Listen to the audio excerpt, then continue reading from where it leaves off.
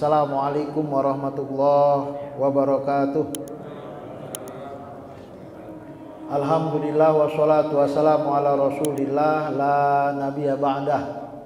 Syukur kita pada Allah subhanahu wa ta'ala. Hari ini kita memasuki surat Fatir, surat ke-35. Shalawat dan salam kita sampaikan kepada Nabi Muhammad sallallahu alaihi wasallam, uswatun kita, teladan kita bagaimana berinteraksi dengan Allah secara vertikal. Terima kasih kita kepada BKM Masjid Al-Muhajirin. Terima kasih kepada Bapak Ibu, orang-orang tua kami yang telah hadir pada Ahad berkah ini. Tema kita hari ini 4 hal yang dilakukan mukmin kepada Allah Subhanahu wa taala. Surat Fatir, surat ke-35 ayat 1 sampai dengan 4. Kesimpulan yang bisa kita dapatkan dari ayat ini, yang pertama adalah hal pertama bersyukur, hal kedua yakin, hal ketiga menikmati tauhid, hal keempat tetap berdakwah. Ini adalah Al-Quranul Karim yang membahas kepada kita interaksi secara panjang lebar dan luas serta holistik menyeluruh. Kalau kita bahas Allah dalam ilmu fikih, maka dia kaitannya dengan hukum fikih. Kalau kita kaitkan dengan dakwah, maka cara berdakwah. Kalau kita bahas secara usuluddin, dasar agama, maka kita kaitkan ansih semata-mata tentang tauhid. Al-Quran mengadopsi semua itu. Al-Quran disebutkan dengan panduan hidup, karena di 4 ayat ini kita mendapatkan banyak hal. Untuk itu mari sama-sama kita membacanya. Ayat yang akan kita kaji hari ini kita mulakan dengan ta'awuz. A'udzu billahi minasyaitonir rajim. Bismillahirrahmanirrahim. Alhamdulillahi fatiris samawati wal ardi wa ja'ilil malaikati rusula uli ajnihatim masna wa sulasa wa ruba' yazidu fil khalqi ma yasha' innallaha ala kulli syai'in qadir. Ma yaftahillahu linnasi min rahmatin fala mumsikalah wa ma yumsik fala mursila lahu min ba'dih wa huwal azizul hakim. Ya ayyuhan nasu uzkuru ni'matallahi alaikum hal min khaliqin ghairullahi yarzuqukum minas samai wal ard la ilaha illahu fa anna tufakun wa in yukazzibuka faqad kuzzibat rusulun min qablik wa ilallahi turja'ul umur. Shadaqallahul azim. Ayat pertama langsung alhamdulillah. Belum apa-apa sudah alhamdulillah. Karena apa? Karena kita bisa hidup ini alhamdulillah. Karena kita bisa baca Al-Quran alhamdulillah. Maka dalam prosesi haji pun labbaik Allahumma labbaik labbaik la syarika laka labbaik innal hamda. Belum apa-apa innal hamda, segala puji, wan ni'mata, baru nikmat. Seharusnya nikmat dulu baru syukuri nikmat. Ini tidak. Kita memuji dulu, nikmat datang lagi. Karena bisa haji itu adalah nikmat. Kalau melaksanakan ibadah haji, nikmat tak berhenti, tapi nikmat terus berjalan. Kenapa? Pulang haji dapat haji mabrur, tijaratan lan tabur.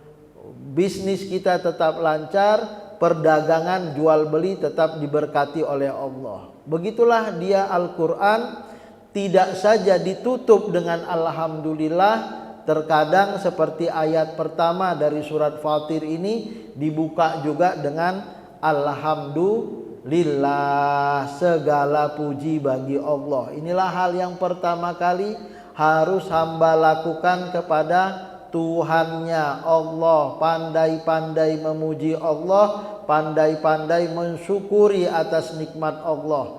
Dan luar biasa, Allah mengungkapkan cara mensyukuri nikmatnya dengan dua kata saja, alhamdulillah. Itu simple. Terkadang kita muji presiden salah, maunya kita puji, rupanya gaya redaksi kita salah, marah itu presiden. Aku gak suka diginikan. Aku memuji.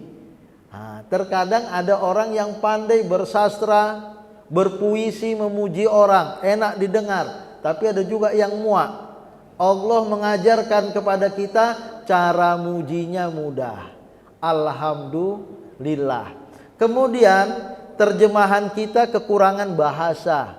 Fatir diterjemahkan dengan pencipta. Khalik itu pencipta, Ja'il itu menjadikan. Fatir ini adalah pemberi fitrah. Fitrah pelakunya namanya Fatir. Jadi Fatiris samawati wal ard, Allah memberi langit dan bumi ini fitrah. Apa fitrah langit dan bumi? Fitrah langit dan bumi alhamdulillah. Langit dan bumi ini mensyukuri Allah loh. Jadi kalau kita makhluk yang hina dina di bumi ini gak mensyukuri Allah, kalah keren dengan langit dan bumi. Ya kan? Langit dan bumi tahu berterima kasih. Dia bertasbih pagi siang malam. Kita cuma 5 waktu pun payah. Kalah keren. Maka Fatir diciptakan langit dan bumi ini untuk ati'na sami'na wa ata'na. Kami dengar, kami patuh, seluruh alam. Maka kita bisa tidur nyenyak karena matahari pasti bergeser sesuai detiknya, sesuai menitnya, sesuai jamnya. Kalau bergeser sedikit matahari jauh dari bumi, maka bumi ini akan kedinginan, salju. Dekat sedikit matahari ke bumi, terbakar, hanguslah bumi ini. Jadi beredarnya bumi mengelilingi matahari sesuai dengan garis edarnya, itu dikenal dengan Fatir. Allah lah yang membuat itu. Samawat, di langit itu bukan saja matahari, tapi banyak sekali planet-planet di dalamnya. Wal ardi juga. Bayangkan Bapak Ibu kalau bumi ini ngambek, gak mau dia tumbuh di atasnya satu pohon pun, wah matilah kita. Ditanam padi gak tumbuh, ditanam jagung gak tumbuh, ditanam ubi gak tumbuh, ditanam pohon besar gak tumbuh, karena bumi gak mau ditumbuhi oleh tumbuh-tumbuhan. Selesailah manusia. Maka bumi diciptakan oleh Allah dengan kondisinya, semua yang ditanam bisa tumbuh kalau sesuai dengan cuaca tanah dan kondisinya.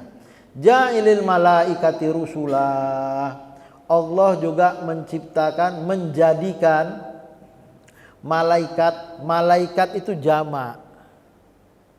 Malaikat, cuman kita terjemahannya terbalik. Jamak malaikat, mufradnya malakun. Jadi malaikat itu laki-laki atau perempuan? Laki-laki. Karena malakun. Jamaknya pakai tamar butoh, malaikatun, tapi itu jamak itu. Terjemahan Indonesia malaikat, itu terbalik terjemahannya. Seharusnya, tapi memang sudah bahasa Indonesia lah, mau kayak mana pula kita bilang, ya kan? Inilah bahasa Arab yang terjemahannya ke dalam bahasa Indonesia salah. Sama dengan Dewan Perwakilan Rakyat. Itu tiga-tiganya bahasa Arab. Tapi di Arab gak ada DPR itu. Diwan itu apa? Diwan itu kantor, perwakilan, wakil itu bahasa Arab. Ra'iyah itu rakyat, ra'iyah bahasa Arab. Tapi bahasa Arabnya kalau datang ke Arab sana, DPR itu apa? Majlisus Syuro. Nah, begitu pula bunyinya. Jadi ini bahasa Arab yang dimasukkan ke dalam bahasa Indonesia, tapi di Arab sana tak ada. Boleh itu, ya suka-suka orang Indonesia lah. Ya kan? Ya kita yang punya bahasa. Sama Ustadz ada yang begitu ngekehnya mengatakan bukan muhrim, mahram. Tapi orang kita bilang muhrim. Muhrim itu hubungan abang adik, muhrim. Bahasa Arab bukan muhrim, yang hubungan abang adik namanya mahram. Muhrim manusia berihram. Tapi salahkah orang Indonesia pakai muhrim? Betul, tapi orang Arab gak kenal. Gitu. Nah itu dia. Jadi tak apa itu, tak apa. Ini namanya bahasa serapan. Sudah jadi bahasa Indonesia. Silaturahim atau silaturahmi. Nah, silaturahmi itu bahasa Indonesia. Silaturahim itu bahasa Arab. Dua-dua dipakai. Ja'ilil malaikati rusula. Utusan-utusan.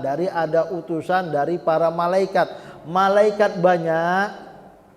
Tapi the best of the bestnya adalah malaikat Jibril.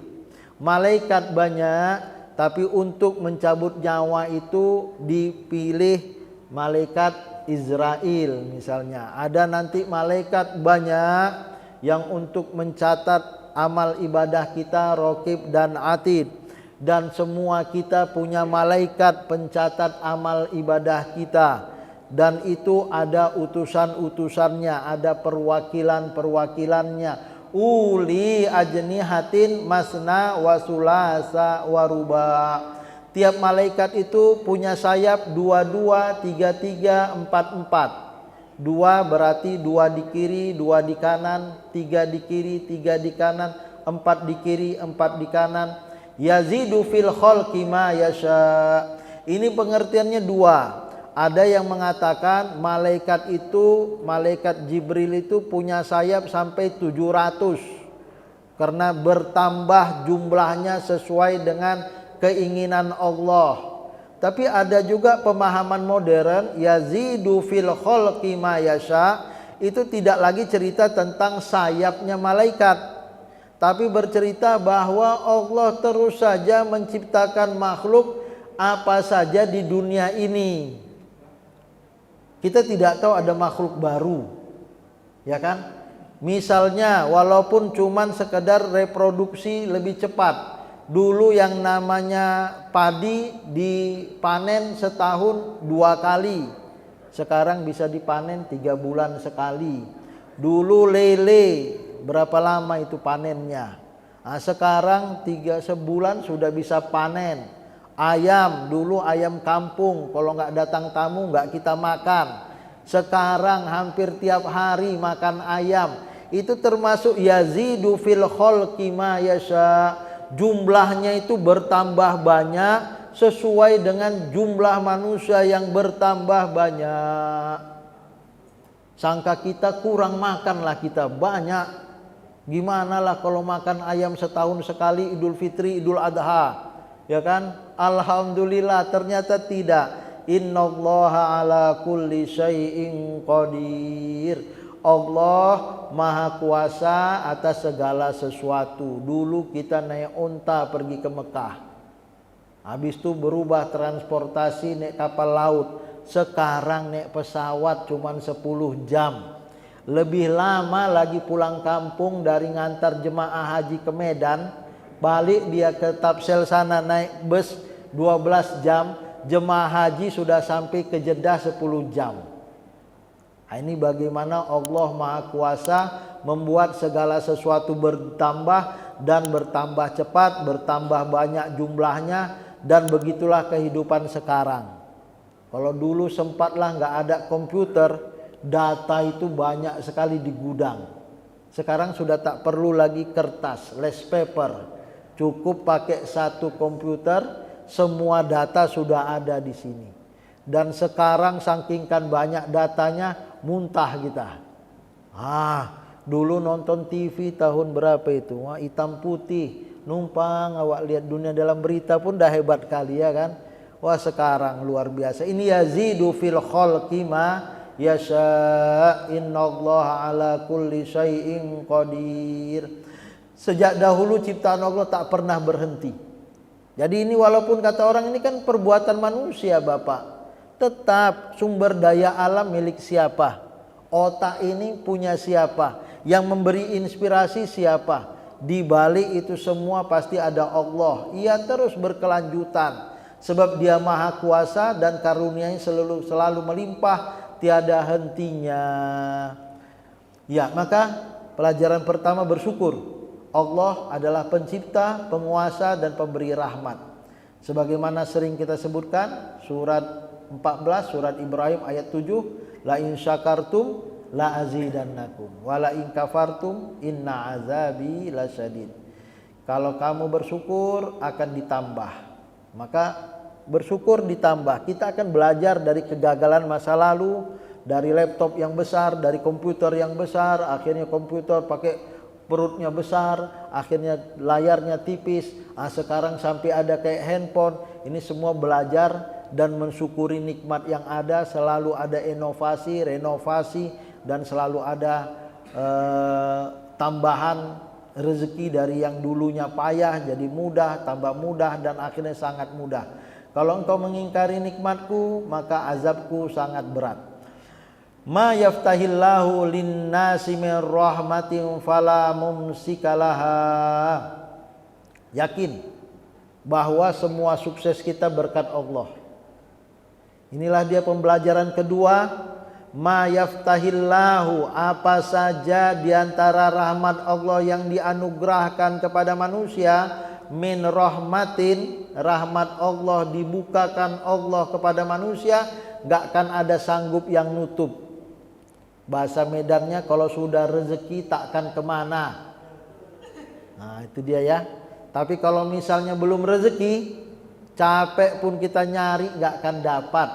Usaha oke, ikhtiar pasti, doa terus, tapi tetaplah Allah punya kuasa. Ini keyakinan mukmin, keyakinan orang yang beriman. Gak akan ada, kalau Allah sudah bukakan rezeki itu, kata orang gak bisa. Kan ada orang kayak gitu ya Pak ya. Sudah jam 2 malam, maghrib, sudah di SK-kan si A yang mau jadi pejabat. Jam 2 malam berubah Bapak. Paginya udah kau gak usah datang ke Jakarta katanya. Karena yang dilantik bukan kau katanya. Waduh, udah buat baju semua ya kan. Menteri pun pernah ada kayak gitu ya kan. Sudah buat baju. Karena apa? Ya ini semua skenario Allah. Ya kan, min rahmatin, rahmat Allah, ambillah rahmatnya, ambillah berkahnya, ambillah kasih sayang Allah. Memang sudah belum jodohnya. Yang sudah nikah pun sudah iyo kali ya kan. Udah di pelaminan salah respon aja, dipukul istrinya, marah, cerai langsung di tempat itu. Astaghfirullahaladzim, nggak jodoh namanya ya. Fala mumsikalaha wa ma yumsik, kalau Allah belum beri, fala mursilalahu min ba'dihi, maka tidak ada sanggup yang melepaskan setelah itu. Ini pemahaman kita yang membuat kita hati lapang lah. Ya kan? Belum rezeki, belum jodoh, belum waktunya, tapi tetap ikhtiar. Wa huwal azizul hakim. Ini ikhtiar kita, ini keyakinan kita. Pasti Allah memberi di waktu yang tepat. Karena Allah Maha Kuasa, Maha Perkasa, Al-Ghalib la maghluba alaih, tak ada yang bisa mengalahkan Allah. Al-Hakim. Nah, ini membuat kita tak putus asa Bapak. Kalau enggak bertuhan, bunuh diri itu. Ya, bunuh diri. Kalau enggak bertuhan, stres, narkoba itu. Kalau enggak bertuhan, wah, sakit jiwa. Kita bertuhan, ini ada hikmahnya. Allah akan menempatkan segala sesuatu pada tempatnya. Itulah namanya hakim. Bijaksana itu memberikan sesuatu pada momennya, memberikan sesuatu pada waktu yang tepat. Gak usah kecil hati. Alhamdulillah gak jabat. Rupanya pejabat yang itu akhirnya bermasalah secara hukum. Alhamdulillah, ya kan? Nah, inilah dia pemahaman yang kedua, yakin. Ya, Allah pencipta dan pemelihara segala makhluk hidup dan benda. Maka kasihnya meliputi semua ciptaannya, rahmatnya. Jadi Allah mencegah, itu sendiri rahmat. Allah memberi, itu juga rahmat. Rahmat Allah tidak saja kepada manusia, kepada hewan, tumbuh-tumbuhan, tidak saja kepada yang mukmin, tapi juga yang kafir. Apa rahmat Allah terbesar bagi yang kafir? Hidayahnya. Sayangnya orang kafir tak mau ambil.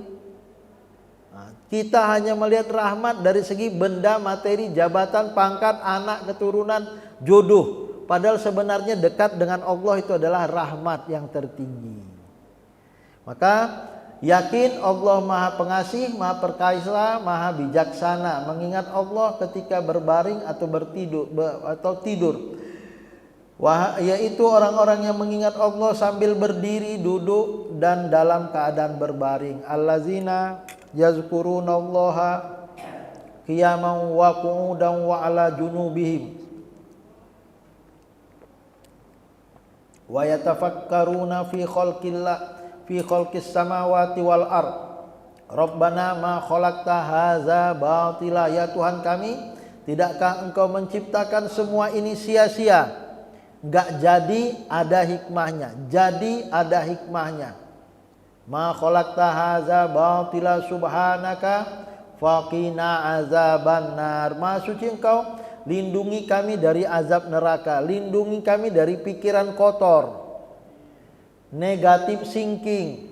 Karena pikiran kotor, negatif thinking membuat saya, Bapak Ibu, kita semua masuk neraka. Aku sudah belajar sungguh-sungguh, gak lulus, Tuhan gak adil katanya. Yang gak belajar dapat nilai A, yang belajar dapat nilai E. Tuhan kejam. Gak boleh itu. Wakina azabannar. Gak apa-apalah. Salah di manusia tak membuat kita caci maki Tuhan. Ya ayuhan nasu zkuru ni'matallahi alaikum. Nah, ini yang ketiga, syukuri nikmat Allah. Kalau ini nikmati nikmat Allah. Wahai seluruh manusia, yang mukmin ataupun yang kafir, yang beriman ataupun tak beriman, ateis apapun itu, sebagai manusia sebutlah nikmat Allah kepada kalian.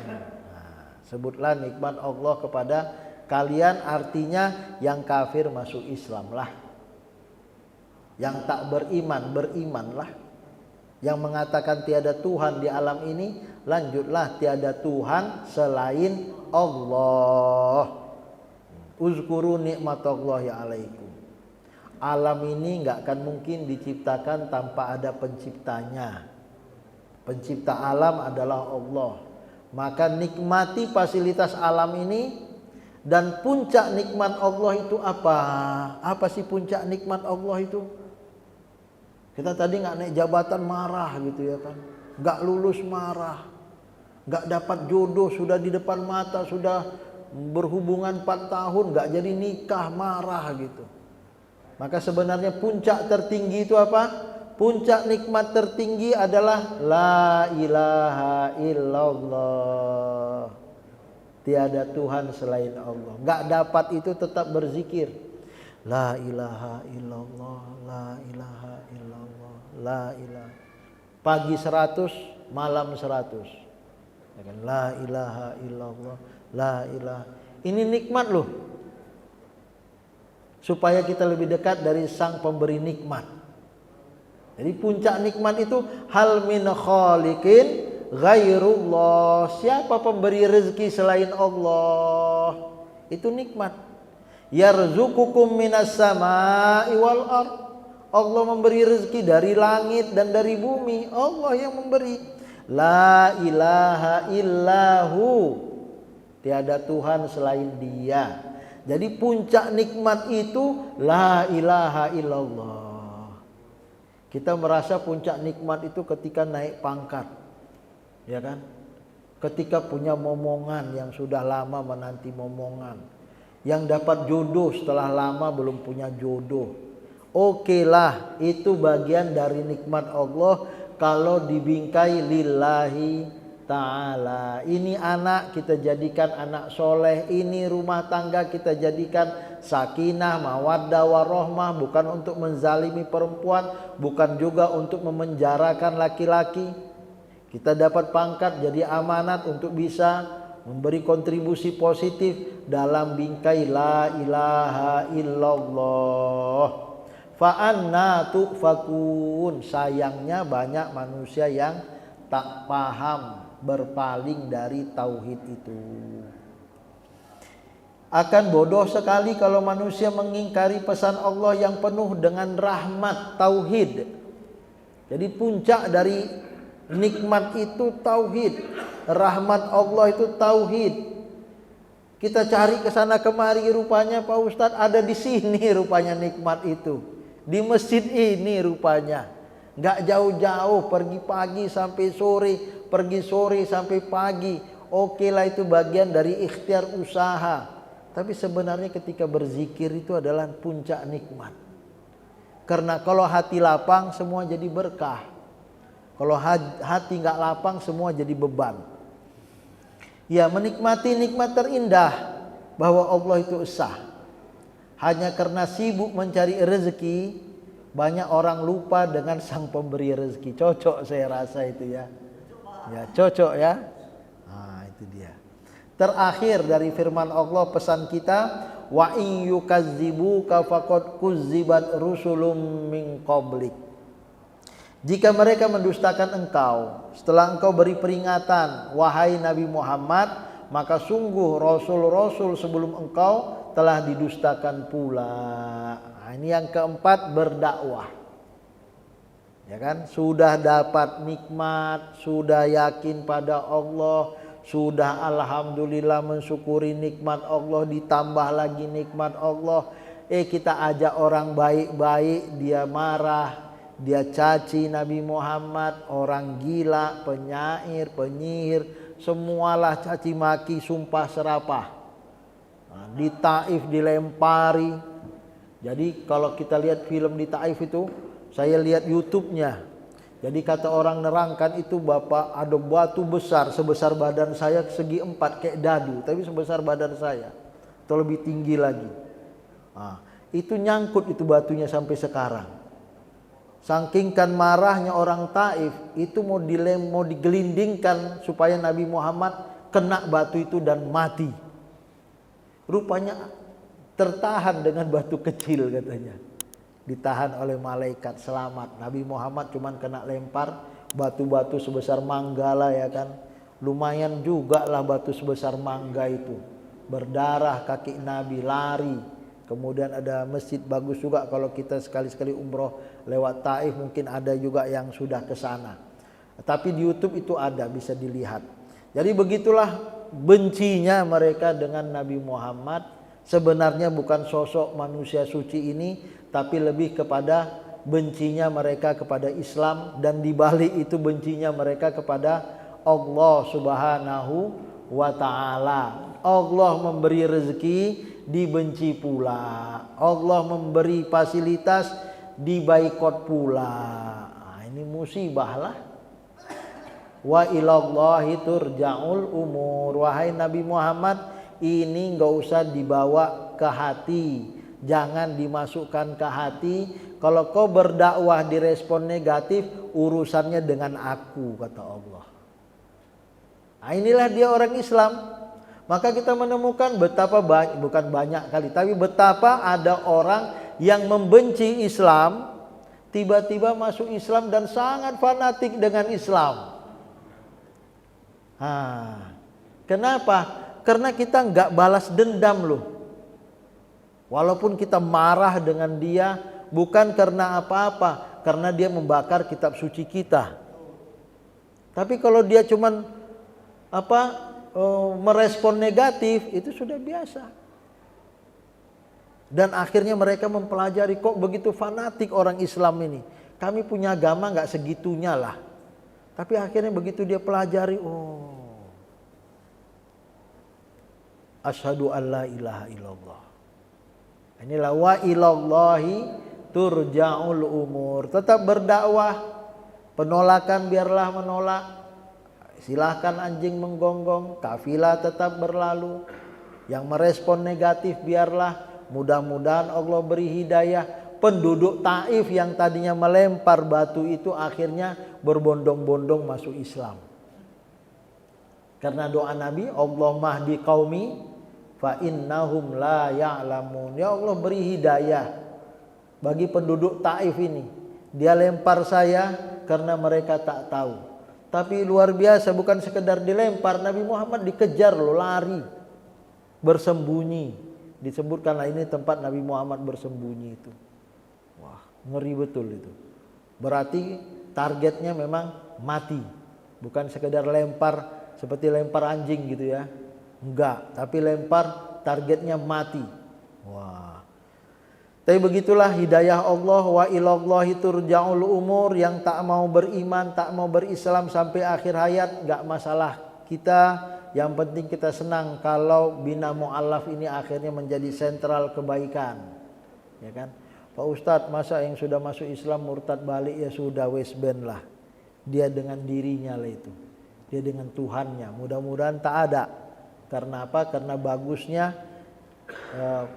pelayanan kita di masjid ini. Nah, tapi kalau memang ada, ya na'udzubillah min zalik. Pembangkangan dan penyimpangan manusia itu akan selalu ada dari sejak zaman Nabi Adam. Baru dikasih tahu baik-baik udah dibunuhnya abang atau adiknya. Qabil membunuh Habil. Nah, itu dari dulu itu. Nabi Muhammad apa kurang baiknya, tetap saja ada yang tak suka. Apalagi kita.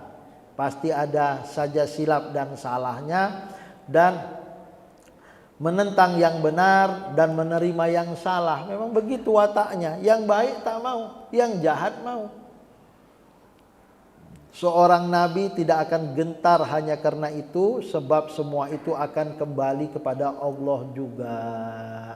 Karena memang niat dakwahnya lillahi ta'ala, maka kembalikan kepada Allah. Tetap berdakwah, melawan Allah bukan kisah baru. Jadi bukan melawan Ustadz Jainal, bukan melawan bapak-bapak, bukan melawan ibu-ibu. Tapi siapapun yang mengajak kebaikan kemudian direspon negatif, yang sedang dia lakukan adalah melawan Allah subhanahu wa ta'ala. Ini menarik kata Imam Syafi'i. Tetaplah melangkah dalam dakwah. Jika kau berada di jalan Allah berlari kencang, jika sulit maka tetaplah berlari. Meski hanya berlari-lari kecil. Bila engkau lelah, berjalanlah. Apabila semua itu tak mampu juga kau lakukan, tetaplah maju meski hanya merangkak. Jangan pernah sekalipun berbalik arah. Nah, inilah dia kebaikan kita dalam dakwah sebagaimana Imam Syafi'i. Luar biasa jor-joran dakwahnya. Siapa sangka penduduk Indonesia menganut mazhab Imam Syafi'i loh. Ini berkat ketulusan dalam dakwah Imam Syafi'i. Maka dengan demikian dapat kita ambil kesimpulan sebagaimana yang telah kita sebutkan di awal tadi. Surat Fatir, surat 35 ayat 1 dan 4. 4 hal yang dilakukan mukmin kepada Allah. Pertama, bersyukur. Karena apa? Karena Allah pencipta. Sehingga kita tidak harus jealous, iri hati, dengki, apalagi dendam kepada siapapun. Karena rezeki kita tak terkait dengan dia. Rezeki kita terkait dengan Allah sang pencipta. Dia penguasa. Boleh jadi hari ini tiarap, tapi nanti boleh jadi kita berjaya. Begitulah hidup. Allah lah penguasa sesungguhnya. Allah lah pemberi rahmat itu. Yang kedua, yakin. Yakin 100%. Allah maha pengasih. Allah maha perkasa. Allah maha bijaksana. Kalau memang rezeki kita, maka kita dapat. Kalau memang belum rezeki, kata Allah, maka kita tunggu waktu yang tepat. Yang ketiga, nikmati nikmat terindah. Apa nikmat terindah? La ilaha illallah. Maka kalau kita lihat ulama-ulama itu, saya nggak sampailah ke level ulama itu. Dari subuh sampai jam 10 zikir, sampai Abdullah bin Bas, Ibnu Taimiyah yang kata kita orang salafi itu zikirnya sama, cuman dia nggak rame-rame lah. Karena memang tidak ada nikmat terindah kecuali la ilaha illallah. Ulama itu kalau sudah duduk di masjid, ya Allah, saya nggak ada apa-apanya lah. Betah, zikir lama, dan itu nikmat. Itu nikmat dalam zikir. Yang paling terasa nikmat dalam zikir itu kapan? Waktu haji lah ya. Haji oke lah. Jam 3 kita bangun, ya kan? Jam 3 di sini, ya Allah, masih udah azan belum qomat tidur lagi gitu. Di sana ayo bangun jam 3 sampai nanti makan pagi, ya sudah jam 8 baru pulang. 3, 4, 5, 6, 7, 8 bisa 5 jam baca Quran lah, yang zikir lah. Wah, itu dia nikmat ketiga. Dan terakhir tetap berdakwah. Itu yang bisa kita lakukan, mensyukuri nikmat Allah bahwa la ilaha illallah itu adalah kunci surga. Minimal dakwah kita apa? La ilaha illallah. Pak Ustadz, dia cuma la ilaha illallah, yang lain nggak diamalkannya, masih masuk surga lah. Karena yang mengucapkan la ilaha illallah ini 2 miliar loh, 4 miliar nggak mengucapkan la ilaha illallah. Ke bawahnya jangan tanya. Nah, yang beramal soleh kayak bapak ini di perumahan ini pun nggak banyak, ya kan? Ini miniatur Indonesia lah, miniatur dunia. Tapi itu pun kata Allah sudah bagus lah, masih mengucapkan la ilaha illallah. Ini dakwah minimalis. Bina mu'allaf itu hanya untuk mengucapkan la ilaha illallah sudah oke. Mau sholat 5 waktu is the best lah. Ini yang bisa kita sampaikan, mudah-mudahan bermanfaat.